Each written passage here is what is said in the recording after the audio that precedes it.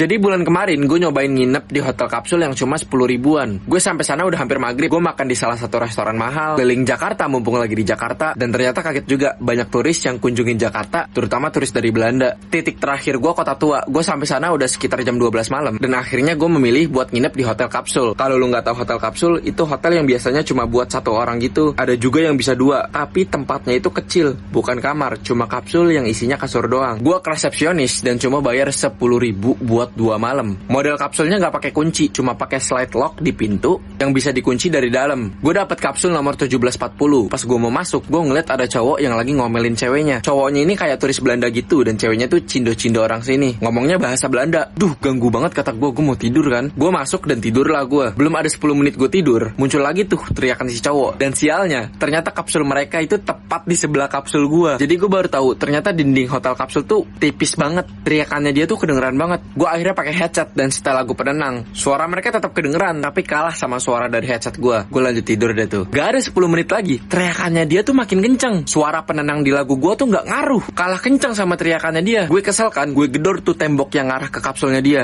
Brok, brok, brok.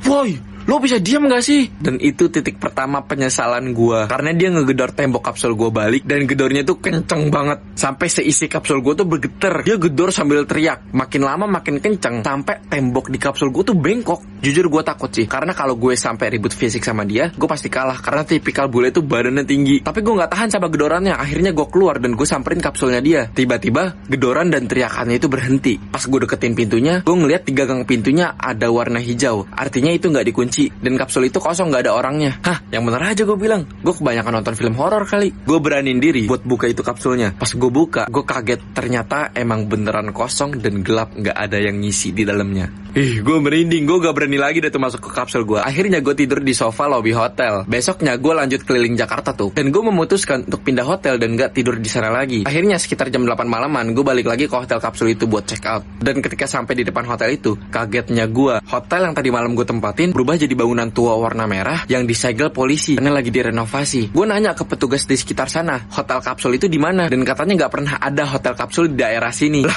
terus malam gue tidur di mana? Gue langsung pergi ke cafe 24 jam buat cari-cari lewat Google. Dan ternyata gue nemuin banyak artikel yang berjudul Misteri Toko Merah Kota Tua. Pas gue lihat, persis kayak bangunan yang barusan tadi gue lihat. Isi artikelnya begini. Jadi dulu di tempat ini pernah menjadi saksi bisu atas pacinan, sebuah etnis Cina yang dibunuh orang-orang Belanda pada tahun 1740.